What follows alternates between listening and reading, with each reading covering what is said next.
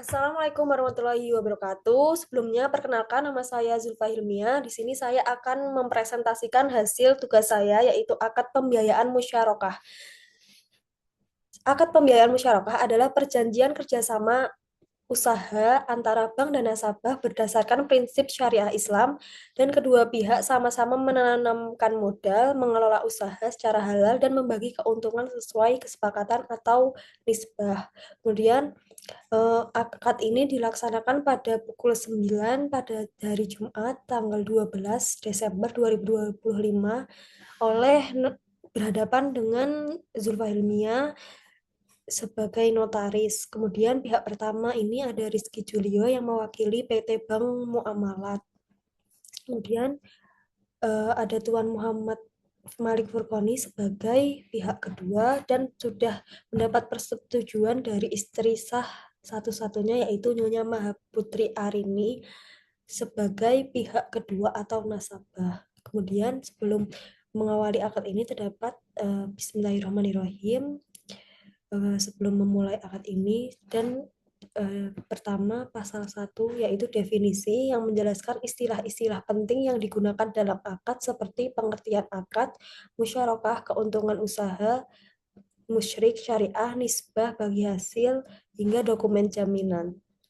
Kemudian pasal 2 ada hak dan kewajiban para pihak.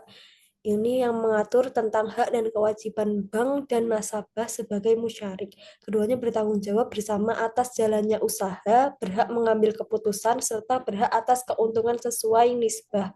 Dan kerugian ditanggung secara proporsional berdasarkan modal, kecuali ada timbul akibat kelalaian atau pelanggaran nasabah. Kemudian modal dan penggunaannya, ini bank berjanji untuk menyediakan modal sebesar 80% sebesar 400 juta dan nasabah 20% sebesar 100 juta dan digunakan untuk membiayai usaha toko bahan bangunan. Kemudian pasal 4 jangka waktu pembiayaan ini 60 bulan atau 5 tahun yang berakhir pada 12 Desember 2030.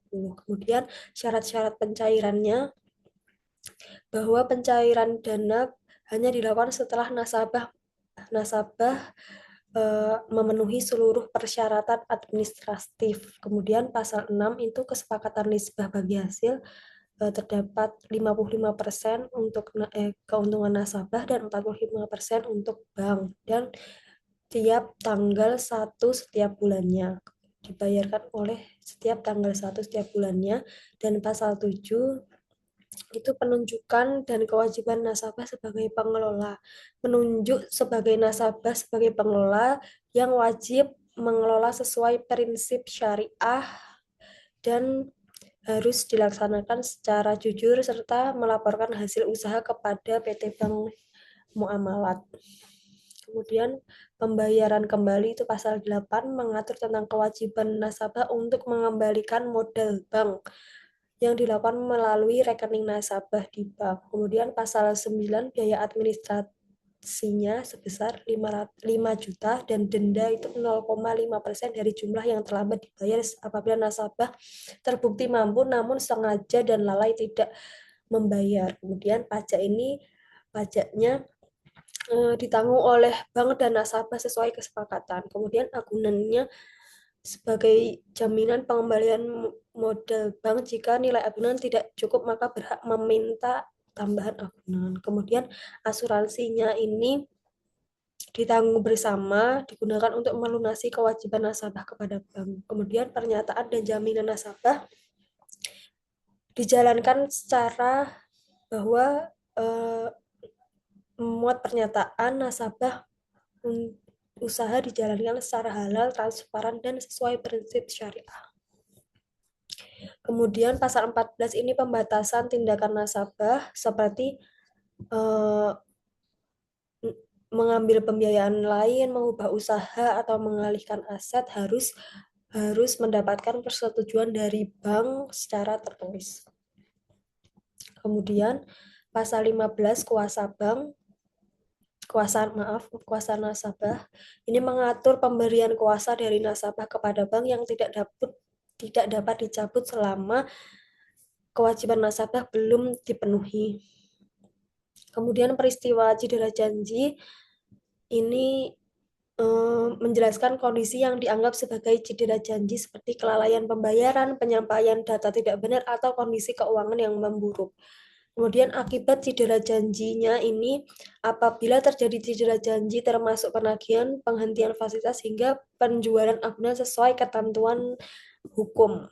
Kemudian ada pasal 18 yaitu force majeure yang mengatur keadaan memaksa seperti adanya bencana alam dan pihak yang terkena wajib memberitahukan secara tertulis disertai dengan bukti. Kemudian pasal 19 pengawasan, pasal ini memberikan hak kepada bank untuk melakukan pengawasan dan pemeriksaan terhadap pembukuan dan kegiatan usaha nasabah. Kemudian pasal 20 penyelesaian perselisihan melalui musyawarah apabila eh, tidak menghasilkan kata sepakat, maka melalui Basarnas yang keputusannya mengikat kedua belah pihak. Kemudian pasal 21 surat menyurat ini mengatur tata cara pengiriman pemberitahuan resmi antara bank dan nasabah yang terdapat alamat dari bank dan nasabah. Kemudian adendum, pasal ini mengatur hal-hal yang belum diatur dapat dituangkan dalam adendum yang menjadi bagian tidak terpisahkan dari akad. Kemudian terdapat penutup, ini menegaskan kesepakatan akhir dari para pihak dan pernyataan bahwa akan dipahami serta mengikat hukum.